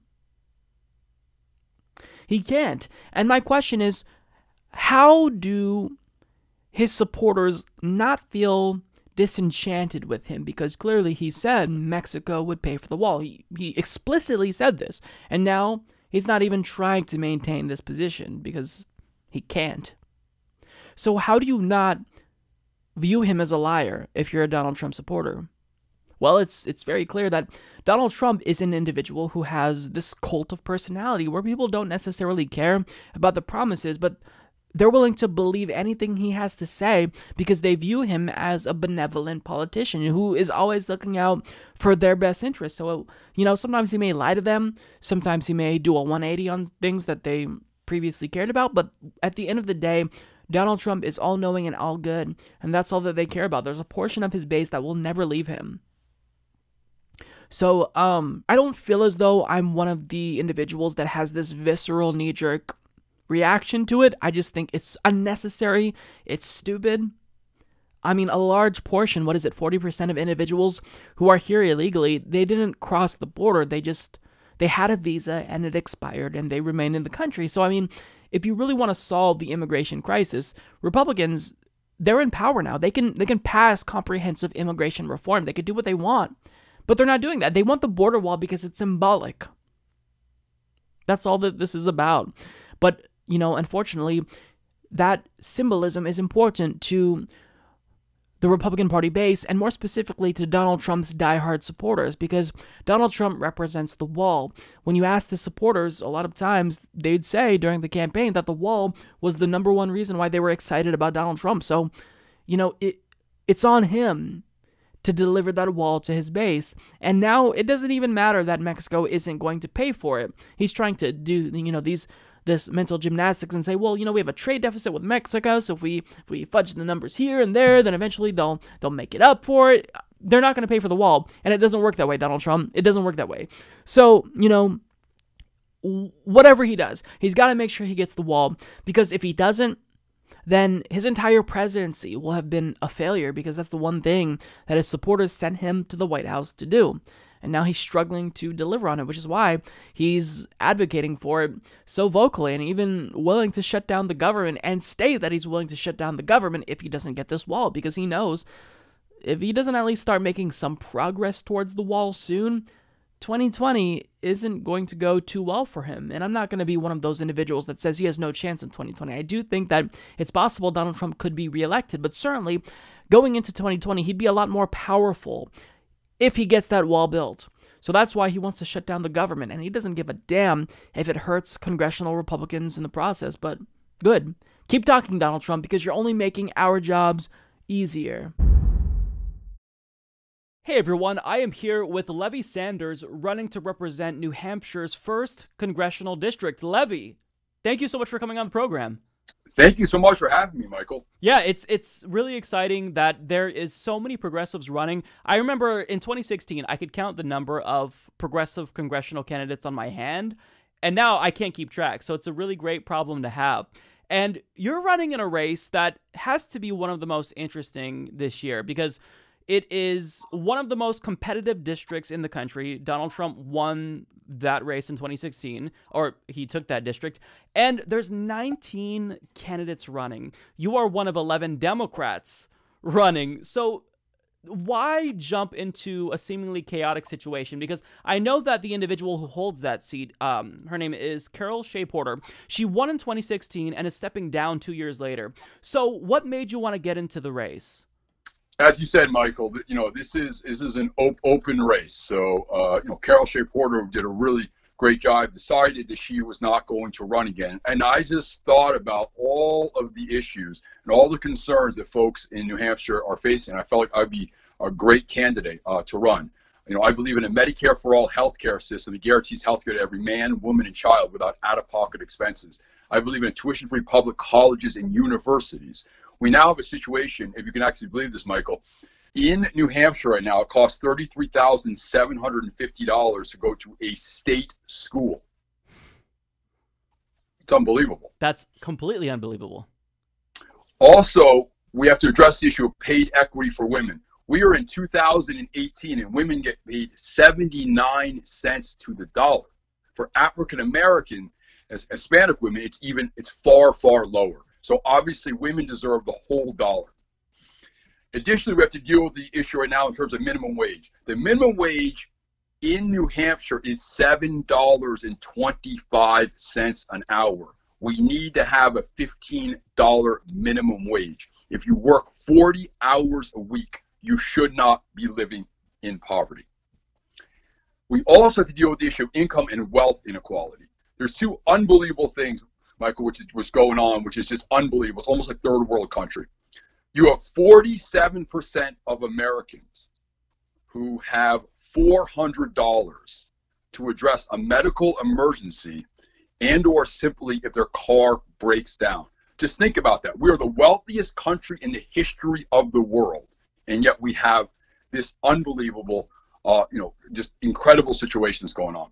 Furthermore, 75% of Americans have $700 to address a similar issue. So, I've been working in legal services now for 18 years, representing folks in a variety of different areas of law, including housing law, Social Security law, public benefits law, shelter law, veterans law, a host of other areas. And I just thought I am the best candidate right now to take on the two folks who are the establishment Democrats. And, and I just really, really believe that I have the passion, the energy, and the skills to be the next congressman. Great.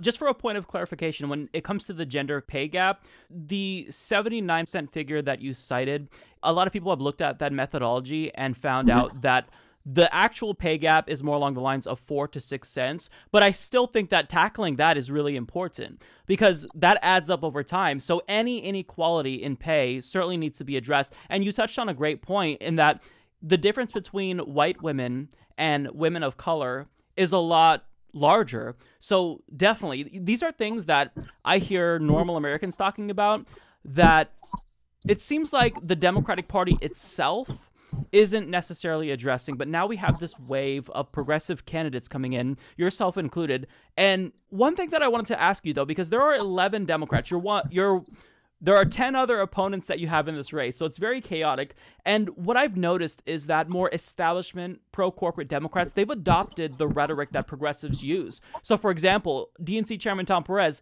he'll say healthcare is a right. When you push him on that and ask him, does that mean Medicare for all? He kind of dodges the question. So how do people in New Hampshire 1 understand that you are the more progressive candidate, that you're basically the go-to individual, you're the Bernie-crat, you're the progressive? Right. How do you get that message across in a race that is so saturated by Democrats? Great point. Well, first, I've been endorsed by the Bernie-crats, so I feel very fortunate about that. But as you said, what goes on with a lot of establishment folks is they talk about the issue of access to health care. Michael, you can have access to $1 million yacht, but that doesn't mean you can actually afford it. Exactly. And that's a really important point that you really have to articulate, and you're absolutely correct. When people talk about universal health care, or that we want to assure that everybody has the ability to get health care, you have to listen to folks. Until they talk about Medicare for all, a single payer health care, they're not really, they're being disingenuous. Right, that's free at the point of delivery specifically. Exactly. So yeah, exactly. It's talking about the issue of no co-payments, no deductibles, and no premiums. That's what you're listening to. We know, even in addition to that, like right now we have a scenario in terms on Medicare. What's incredible about Medicare is, I listen to so many seniors, I talk to so many seniors, and they talk about the fact that Medicare does not provide glasses. It does not provide vision care. It does not provide dentures. It does not provide dental care. It doesn't provide hearing aids. Hearing aids can cost you $15,000. So under a Medicare for all healthcare system, all that will be covered. Furthermore, the issue of dental care will also be covered, which, as you know, is so extraordinary. It's so needed throughout the country, and in particular here in New Hampshire. Right, absolutely. And I wanted to talk to you about the dynamics in this race.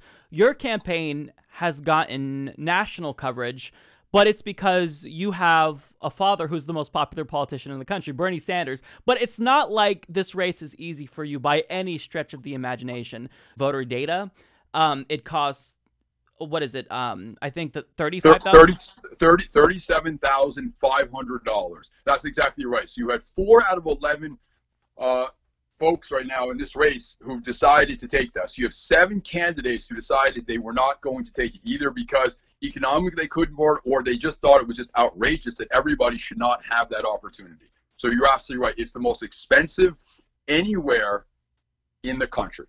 So what are the other disadvantages that you're facing? Because I know that debates are an issue. It seems like nobody wants to come together for a debate, which is, right. I mean, if you have ideas and you want to run, wouldn't you want to express them? So can you kind of talk about what's going on in this race and some of the biggest hurdles that you're facing? Sure. Not just me, lack of debates. We have a situation where the New Hampshire Democratic Party decided that they will not have any debates. That is antithetical to democracy. As I hear from so many people, everybody that I talk to say, we want a debate. We want you to be able to differentiate between the other 10 candidates in the race, but also we want the strongest Democrat to take on the Republican in the general election. So I do want to ask you about the similarities between your race and the 2016 election, because anyone who's progressive knows that the DNC essentially rigged it against your dad, Bernie Sanders. They made it so that way the DNC held debates during national sporting events, during the holidays. We know about the joint fundraising agreement from Donna Brazile that allowed Hillary Clinton, before she even became the official nominee, to take control of the DNC's funding and their press releases. So are there any similarities between your race and 2016? Yeah, there are. First of all, what's really remarkable is that my father got 65 to 70% of the vote in District 1. So a lot of people kind of see, and I listen to people, and they say, oh my goodness, Levi, this is having the same things happen all over again. We have a scenario where the New Hampshire Democratic Party will not sponsor one debate. Not one debate. We have serious issues regarding difference between Medicare for all, the issue of access to health care, the Affordable Care Act, $15 minimum wage, $12 minimum wage. So these are really issues that people are really want to hear from the candidates so they can differentiate themselves. In addition, obviously, it costs $37,500 in order to get a voter checklist, which is extremely important. And just the whole entire process about how difficult it is to be able to communicate effectively with the New Hampshire Democratic Party. So there's just a whole lot of things which are so similar. You think they would have learned this thing, but they've decided to act the same exact way that occurred in 2016. Has there been anyone from the DCCC that has basically subtly suggested that maybe you drop out? Because we learned about the Levi Tillman incident in Colorado, where they were trying to get him to drop out. Steny Hoyer was wanting him to exit the race in favor of Jason Crow. Anything like that going on?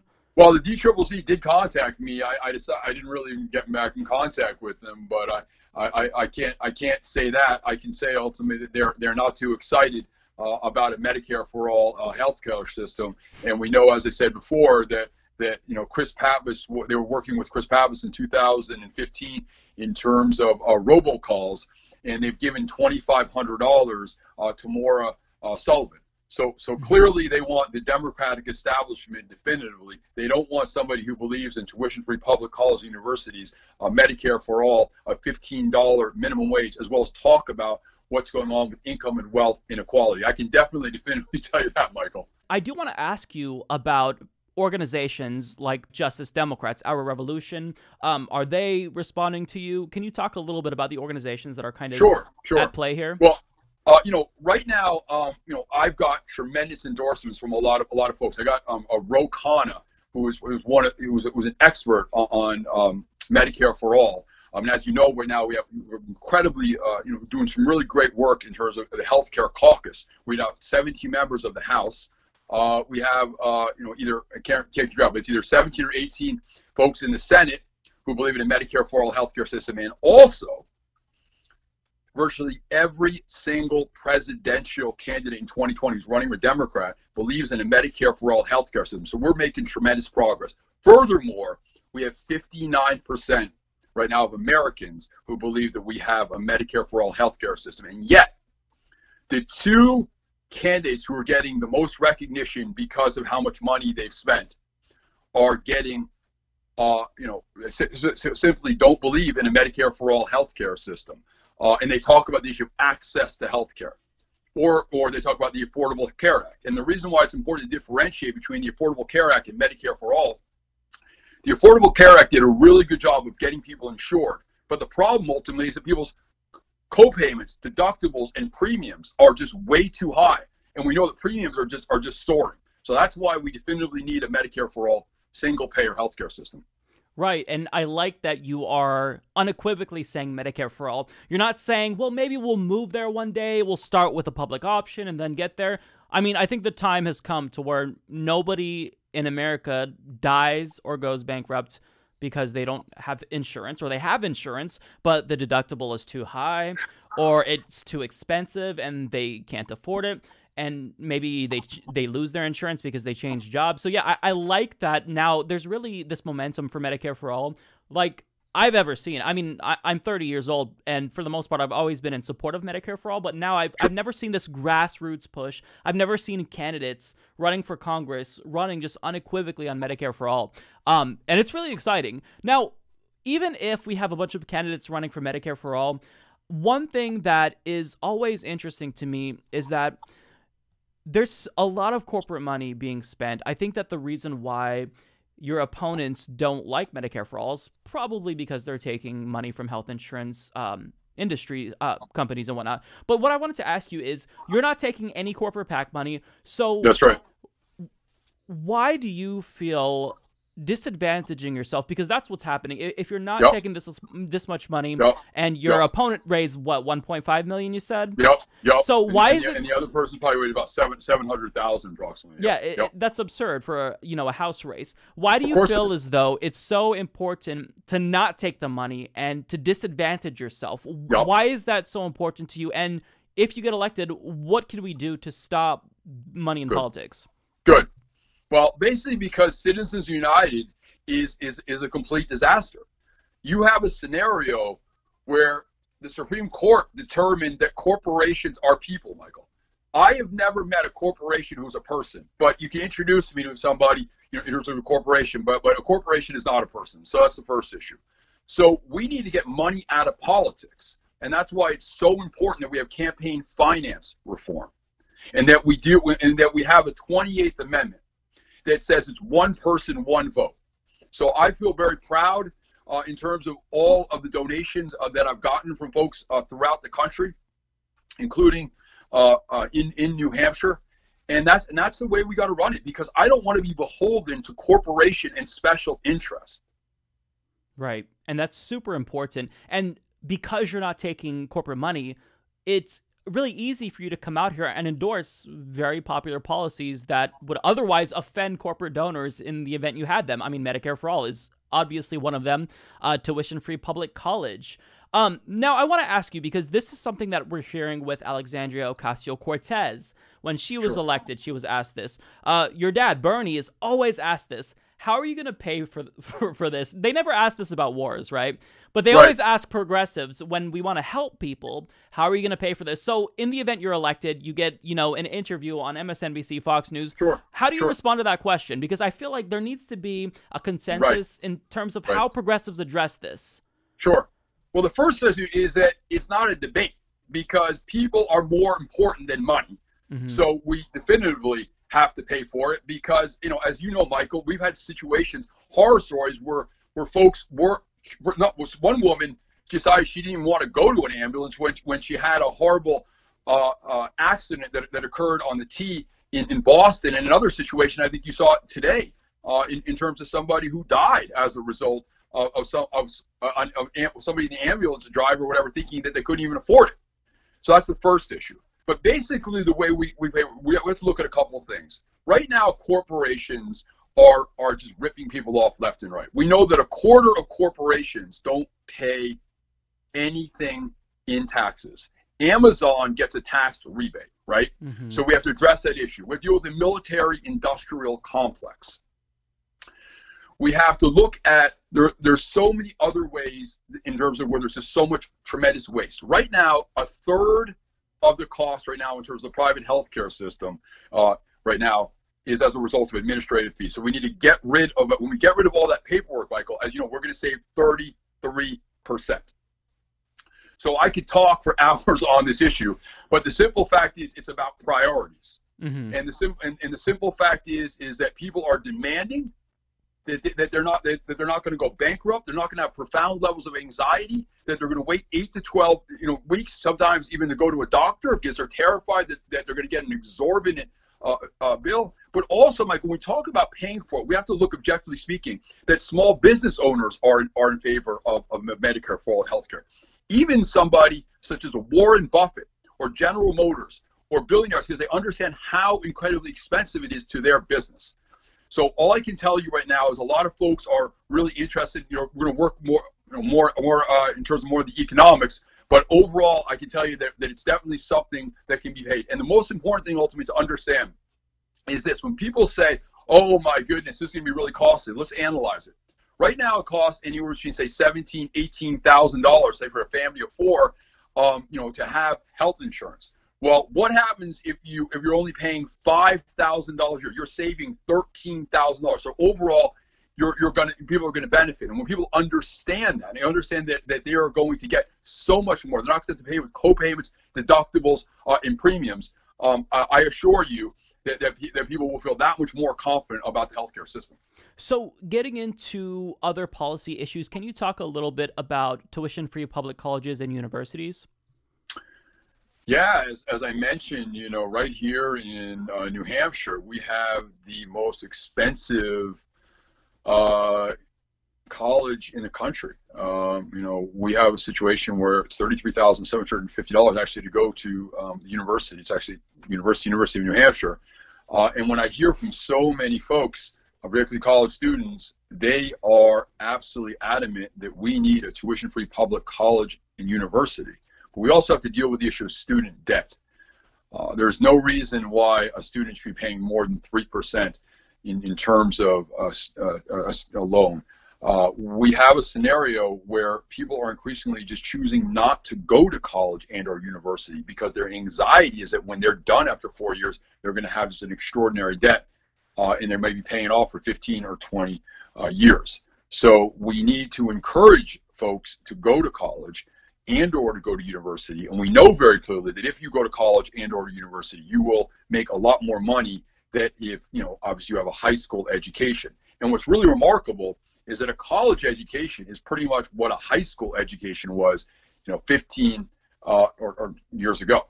So it's essential that everybody have a college education. However, if you choose not to have a college education or something you decide you're not going to do, you should have the opportunity to go to trade schools or technical schools, which will allow folks to make $18, $20 an hour as a plumber and or electrician.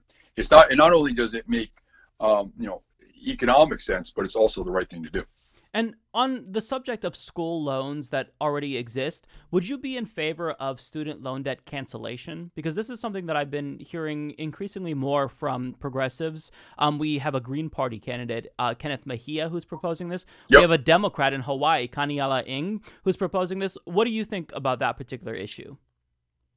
Well, I love it. I think it's a great idea. I have to look at it in terms of how that's going to work in terms of be successful to get it passed in the United States Congress. But I think it's a really great idea. I'd have to look at it more in depth. But clearly, of course, we need to make it as easy as possible for people to get out of debt. So there's a lot of different options, but I think it's definitely an option to consider. So you're definitely open to it, though. I'm absolutely open to the suggestion. Absolutely. Okay, perfect. Because I do like the talk of tuition-free public colleges and universities, because I think at this point that's kind of a common sense thing given the state of the economy and how you need an education to get a better job and make more money ultimately. But I feel like a lot of the solutions that we see proposed for individuals already in debt is just like capping the payments or, right, lowering the interest rates. And right. I think that it's a little bit easier to basically communicate a message that will really resonate with students if you just say something simple like student loan debt cancellation, because it's simple, it's easy, it's marketable. And I think that it makes sense. I think it's fair given this economy and how much school costs. It does. And not only that, but it also makes economic sense. That's the most important thing. When somebody graduates from college, they're going to make more money, and therefore they're going to spend more in the economy, and the economy is going to do a lot more. We know that wealthy folks, they take their money and either they buy a yacht or they go to the Cayman Islands. Right. So it's absolutely worthwhile, and overall it helps the economy in innumerable ways when you have a college education. Oh, 100%. So you've got my endorsement, but if people watching this are sold and they don't live in New Hampshire, what can they do to help you? Can we phone bank for you across the country? And if we do live in New Hampshire, what would be the best way to get you elected? Yeah. Well, the first thing, obviously, is sandersforcongress.com. We don't take any money from corporation or lobbyists, so whatever folks can do in that area in terms of provide any type of contributions would be wonderful. Also, we would love to have volunteers. So again, they just go right to that website and they can sign up to become a volunteer. Perfect. Well, I want to close with one last question. So in an interview with Chris Cuomo on CNN, your dad, Bernie Sanders, was asked if he would endorse you, and he said no, he's against political dynasties. Your son's running for Congress. You say, I won't endorse him because I don't like dynastic politics. Why? It's only two of you. I got two in my own family. That's no dynasty. Well, actually, I have more than two. My son is running on Medicare for all, raising the minimum wage. He's running on programs that he's like a better-looking Bernie, that guy. I think that, you know, I don't believe in dynastic politics. He's on his own. He's going to speak to the people of New Hampshire, and I'm sure he's going to do very well. So let me ask you this. Are you, as a congressional candidate, willing to endorse your dad's senatorial bid for 2018? Wow, man, it's complicated. See, I don't believe in dynastic politics either, but yeah. But yeah, let me say. So I wanted people, because what happens at CNN, they always ask me in terms of, you're so similar to your father. Let me differentiate myself from my father. I have a size 14 sneaker. He's got 11.5. I'm 6'2.5", and he's only 6 feet. But here's the things that we're similar. We both are related to Larry David. That's why we have such a profound personality. That's why we have such a great sense of humor. So he's a third cousin of Larry, and I'm a fourth cousin. But no, I think, you know, what my father has done is really extraordinary in terms of him really talking about these issues that now are all over the country regarding Medicare for all, tuition-free public colleges and universities, paid equity for women, paid family and medical leave, a $15 minimum wage, in addressing the very serious issue in terms of income and wealth inequality. But you know what? My father doesn't really need endorsement. He's doing pretty well, and I think there's probably, I think you can bet on Bernie Sanders to win for United States Senate in 2018. That's fair enough. I think that I think he'll do okay. Being the most popular politician in the country kind of gives you, you know, a slight advantage. Yeah, I would say just a tinch, but I would agree with you. I think he's probably like 75, 76% in terms of favorability rating. So yeah, he's doing pretty well. That's remarkable. Well, thank you so much, Levi, for coming on the program. I appreciate it, and I will be watching this race. I would encourage others to do so because it is really crazy. Yeah, so hopefully you could pull this off. When's the primary? September 11th. September 11th. Okay, we'll be keeping an eye on that. Levi Sanders. That unto itself is a crazy time to have a primary. Right. I mean. Anyways, but yeah, so it is September 11th, and really this, as I said, this campaign is going to come down to the fact, you know, about Medicare for all, as well as tuition-free public colleges and universities, a $15 minimum wage, and addressing what's going on in terms of income and wealth inequality, as you know, which is getting outrageous. You now have a situation where 3 people in this country own more wealth than the bottom half of America. And we have a guy named Sheldon Adelson who gave $30 million to the Republican Party, but that's nothing. The Koch brothers are going to spend $400 million in 2018 to try to elect Republicans. So that's why it's so important to go to sandersforcongress.com and donate whatever you can. Yeah, give to progressives who need it and fight the machine. So thanks for coming on, Levi. Thank you so much. Well, that's all that I've got for you guys today. Hopefully you enjoyed the program. If you'd like to see more, you could check out humanistreport.com. Before we leave, I'd like to send a special thank you to all of our Patreon and PayPal contributors, and also to my fantastic guest, Levi Sanders. Next week, we will have Kaniala Ng on the program. He is a progressive running to represent Hawaii. So that will be a fantastic show. I hope to see you all there. Have a great day.